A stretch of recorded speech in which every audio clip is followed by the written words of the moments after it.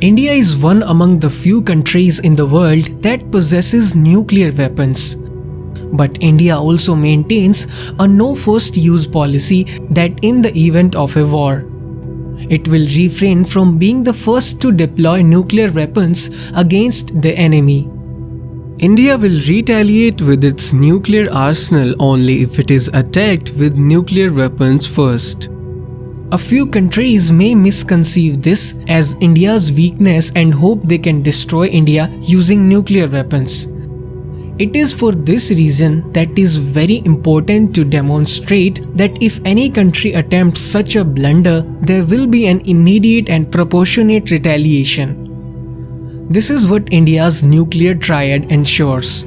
In this video, we will be exploring what India's nuclear triad is and what are its components. It is by the end of Second World War that the world started weaponized nuclear power. The United States and the Soviet Union became nuclear powers in 1945 and 1949 respectively. Their focus was on making their weapons bigger and deadlier. Though it seemed like the US and the USSR were on the verge of a war during the Cold War, there never was any direct military confrontation. This is because of the realization that the use of nuclear weapons will lead to mutually assured destruction. At the same time, both the parties were afraid of the destruction of their nuclear arsenal by the enemy and constructed tens of thousands of nuclear warheads. These weapons were deployed across the world, targeted towards the enemy state in such a way that they could be launched from air, land or water. Such a nuclear triad ensured that not all components are destroyed by the enemy in a single strike. Even if two of these were destroyed, the third would survive and could be used for immediate retaliation. This retaliation is known as the second strike. The very knowledge that a second strike would be detrimental to their own existence forced both countries to refrain from any nuclear misadventures. Since India is a nuclear power that follows no first use policy, it had been actively trying to complete its own nuclear triad. Today, India's nuclear triad has missiles, aircrafts, and submarines that house nuclear warheads. The first link in the triad is Prithvi and Agni missiles that can be launched from land. The operational range of an Agni 5 missiles available with our army is as much as 8,000 kilometers, as they can be launched from mobile platforms and are not limited to underground missiles launch facility. It will be very difficult to accurately predict their location. Though missiles are the cheapest components in the triad, its disadvantage is that cannot be recalled once launched.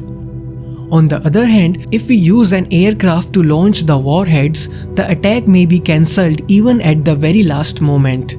This buffer is of utmost importance if a country needs time to ascertain whether the enemy attack was a deliberate ambush or a mistake. Since India does not have any bomber aircrafts, we use Mirage and Jaguar fighter planes that have nuclear capabilities as a part of the triad. Now that the most modern Rafale jets have also joined the fleet, the strategic aerial wing of the triad is even more powerful. The third part of the triad consists of nuclear submarines. In 2016, indigenously developed INS Arihant was commissioned, completing India's nuclear triad.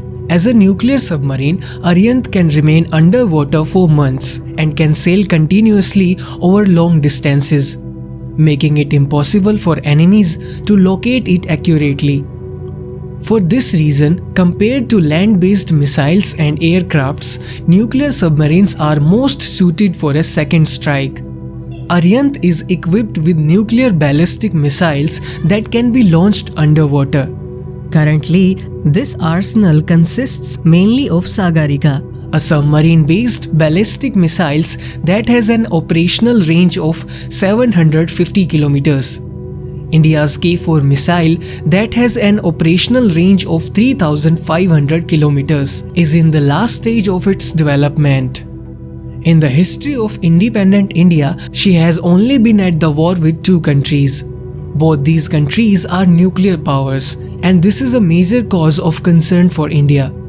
Ensuring that neither of these two misuses its capabilities is important for India's stable development. This is where India's nuclear triad becomes extremely relevant. The fact that the deadliest human invention is also the only thing that deters him from using it is indeed ironic.